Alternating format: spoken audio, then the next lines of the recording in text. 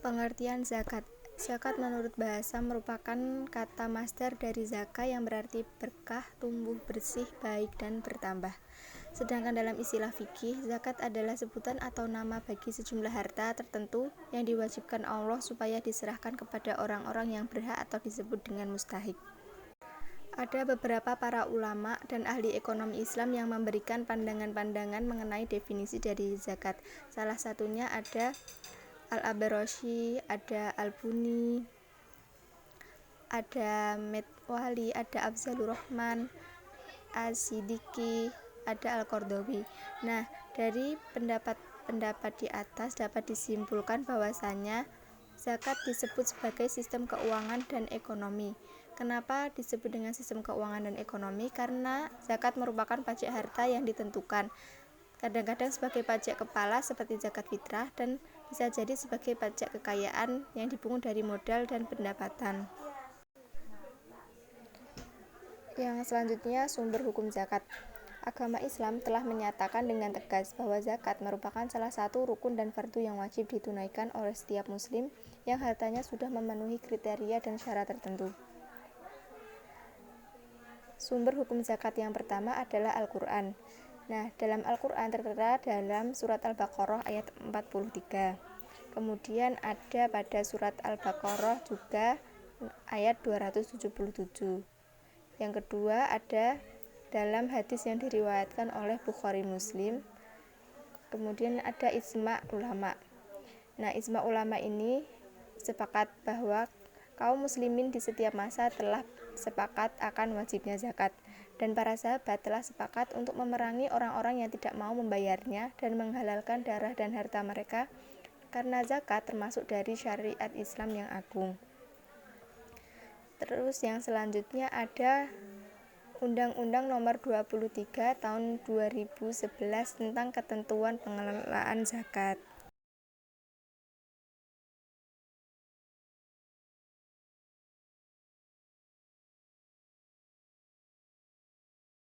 Kedudukan zakat. Dengan berkewajiban zakat, selain membina hubungan dengan Allah, sekaligus memperdekat hubungan kasih sayang antara sesama manusia, yaitu adanya saling tolong-menolong dan saling membantu antara sesama manusia. Makna yang terkandung dalam kewajiban zakat menurut Al-Ghazali ada 3. Yang pertama, pengucapan 2 kalimat syahadat. Tauhid yang hanya dalam bentuk ucapan lisan nilainya kecil sekali. Maka untuk menguji tingkat tauhid seseorang ialah dengan memerintahkan meninggalkan sesuatu yang juga dia cintai. Nah, dalam hal ini adalah harta. Untuk itulah mereka diminta untuk mengorbankan harta yang menjadi kecintaan mereka, sebagaimana dalam firman Allah dalam Al-Quran surat At-Taubah ayat 111. Yang kedua yaitu mensucikan diri dari sifat kebakhilan. Zakat ini merupakan perbuatan yang mensucikan pelakunya dari kejahatan, sifat bakhil yang membinasakan. Penyucian yang timbul darinya adalah banyak atau sedikitnya uang yang telah dinafkahkan dan besar atau kecilnya kegembiraan ketika mengeluarkannya di jalan Allah. Yang ketiga yaitu mensyukuri nikmat. Tanpa manusia sadari, sebenarnya telah banyak sekali nikmat yang diberikan oleh Allah itu kepada manusia. Salah satunya adalah nikmat harta. Dengan zakat inilah merupakan salah satu cara manusia untuk menunjukkan rasa syukurnya kepada Allah, karena tidak semua orang mendapatkan nikmat harta. Di samping mereka yang hidup dalam limpahan harta yang berlebihan, ada juga mereka yang hidup dalam kekurangan.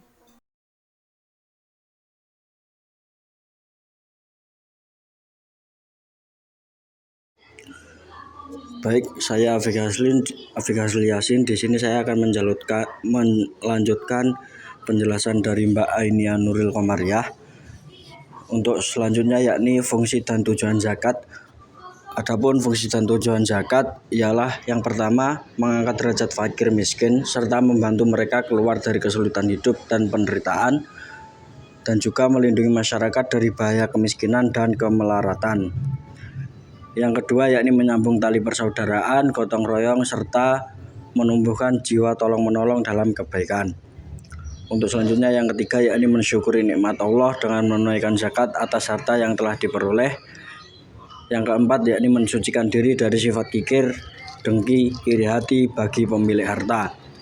Yang kelima, menghilangkan jarak atau gap antara yang kaya dengan yang miskin. Yang keenam, mendidik manusia agar disiplin dalam menunaikan kewajiban dan menyerahkan hak orang lain. Yang ketujuh, sebagai sarana pemerataan pendapatan dalam mewujudkan keadilan sosial. Selanjutnya yakni tentang objek zakat dan kalkulasinya. Objek zakat terdiri dari yang pertama yakni zakat binatang ternak. Adapun binatang yang wajib dizakati ada 3. Yang pertama yakni unta, sapi, dan domba. Syarat wajib zakat bagi hewan ternak ialah apabila telah mencapai nisab dan juga telah mencapai haul. Untuk selanjutnya yakni zakat emas dan perak. Adapun untuk nisab emas itu ialah 20 miskal atau 20 dinar. Menurut Yusuf Al-Qaradawi, 20 miskal sendiri sama dengan 85 gram emas murni. Sedangkan 200 dirham untuk perak nisabnya yakni sama dengan 595 gram perak. Apabila telah mencapai haul, maka wajib zakat sebesar 2,5% dari emas atau perak yang dimiliki. Objek zakat yang selanjutnya yakni zakat pertanian. Zakat pertanian dikenakan bagi semua tanaman dan buah-buahan yang ditanam dengan tujuan mengembangkan dan menginvestasikan tanah. Adapun nisab untuk zakat pertanian adalah sebesar 5 wasak atau sebanyak 653 kg. Untuk pembayaran zakat sendiri apabila telah mencapai nisab dan juga haul ada 2 ketentuan. Yang pertama yakni apabila pengairan tersebut menggunakan tada hujan maka wajib zakat sebesar 10%. Dan apabila menggunakan irigasi maka wajib zakat sebesar 5%. Selanjutnya yakni zakat barang temuan dan barang tambang serta hasil laut. Kewajiban zakat atas rikas, ma'adin, dan kekayaan laut ini berdasarkan pada yang pertama rikas. Menurut jumhur ulama adalah harta peninggalan, harta kewajiban membayar zakat saat ditemukan dan tidak ada haul dengan nisab 85 gram emas murni. Ma'adin adalah seluruh barang tambang yang ada dalam perut bumi, baik berbentuk padat, cair, ataupun gas yang diperoleh dari perut bumi.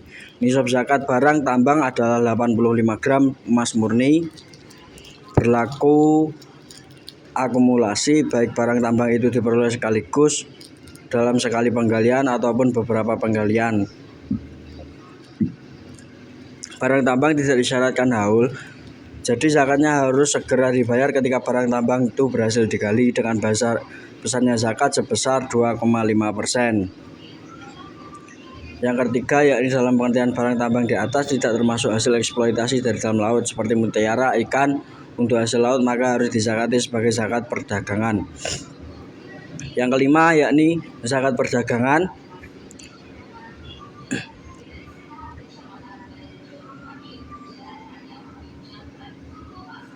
Yakni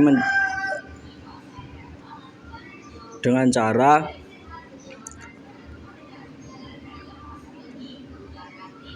apabila waktu pembayaran zakat telah tiba, harus menggabungkan seluruh kekayaan, menghitung nilai semua barang dagangan ditambah dengan uang yang ada, baik yang digunakan untuk perdagangan maupun tidak, ditambah lagi dengan piutang yang diharapkan bisa kembali dikurangi dengan utang lancarnya.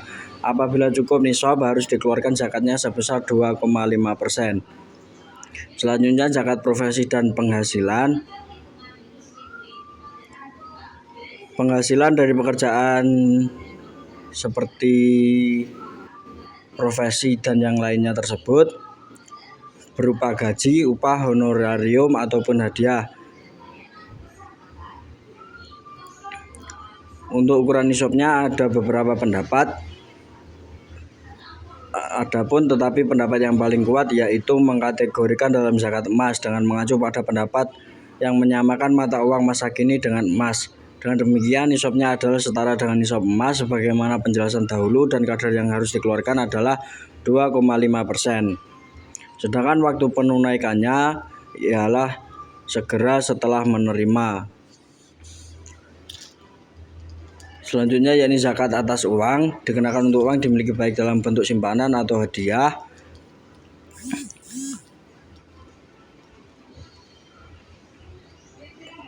Disamakan dengan zakat penghasilan atau profesi. Selanjutnya yakni kalkulasi zakat. Adapun kalkulasi zakat sebagai berikut. Yang pertama, penentuan total pendapatan 1 tahun yang disesuaikan dengan harga pasar di akhir tahun.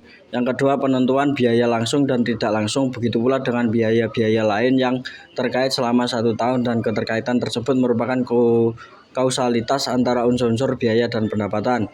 Yang ketiga, menentukan penyusutan aktiva tetap dalam 1 tahun yang dihitung berdasarkan biaya pengganti. Yang keempat, pendapatan dikurangi biaya langsung dan tidak langsung serta jumlah penyusutan untuk menentukan pendapatan bersih. Yang kelima, pendapatan dikurangi hutang dan kebutuhan pokok. Demikian yang dapat saya sampaikan. Untuk selanjutnya dilanjutkan oleh Saudara Ahmad Zaki. Assalamualaikum warahmatullahi wabarakatuh. Lanjutkan dari teman saya. Lanjutnya yaitu tentang fikih zakat Yusuf Harlawi tentang zakat produk hewani. Yang pertama yaitu latar belakang pemikiran Yusuf Harlawi. Banyak orang yang mengenal Yusuf Harlawi dengan pemikiran Islamnya yang cemerlang dari kemajuan pendidikan Islam. Orang bisa mengenal pemikiran salafinya. Yang dimaksud dengan pemikiran salafi ialah kerangka berpikir manhaj fikri yang tercermin dalam pemahaman generasi terbaik dari umat ini. Kriteria manhaj salafi yang benar adalah suatu manhaj yang secara global berpihak pada prinsip berikut. Yang pertama, berpegang pada nas-nas yang maksum atau suci, bukan kepada pendapat para ahli atau tokoh. B. Mengembalikan masalah-masalah atau mutasbihat yang kurang jelas pada masalah muhkamat atau yang pasti dan tegas, serta mengembalikan masalah yang zani pada yang khati. C. Memahami khusus furu' dan juz'i dalam kerangka prinsip dan masalah fundamental. D. Menyerukan ijtihad dan pembaruan, memerangi taklid dan kewujudan. E. Mengajak untuk beriltizam atau memegang teguh akhlak Islamiyah, bukan meniru tren. F. Dalam masalah fikih berorientasi pada kemudahan, bukan mempersulit. Selanjutnya, dalam hal bimbingan dan penyuluhan lebih memberikan motivasi, bukan menakut-nakuti. Selanjutnya, dalam bidang akidah lebih menekankan penanaman keyakinan, bukan dengan perdebatan. Selanjutnya, dalam masalah ibadah lebih mementingkan jiwa ibadah, bukan formalitasnya. Kemudian yang terakhir, menekankan sikap ittiba atau mengikuti dalam masalah agama dan menanamkan semangat ikhtira atau kreativitas dan daya cipta. Yang kedua yaitu pemikiran Yusuf Harlawi tentang zakat produk hewani. Ulama-ulama fikih mengumpulkan tentang alasan tidak wajibnya zakat atas susu ternak gembalaan dan alasan wajib atas zakat madu, sedangkan keduanya sama produksi hewani. Para ulama fikih memang membedakan antara susu ternak gembalaan dari madu lebah. Susu ternak gembalaan yang dasarnya yaitu ternak gembalaan itu sudah dikeluarkan zakatnya, yang oleh karena itu tidak sama dengan madu. Hal itu berarti bahwa sesuatu yang dasarnya belum dikeluarkan zakatnya wajib dikeluarkan zakatnya dari produksinya. Dalam hal ini susu sapi dan produk hewani sejenisnya dapat dihiaskan dengan madu lebah karena keduanya produk hewani yang belum dikeluarkan zakatnya dari dasarnya.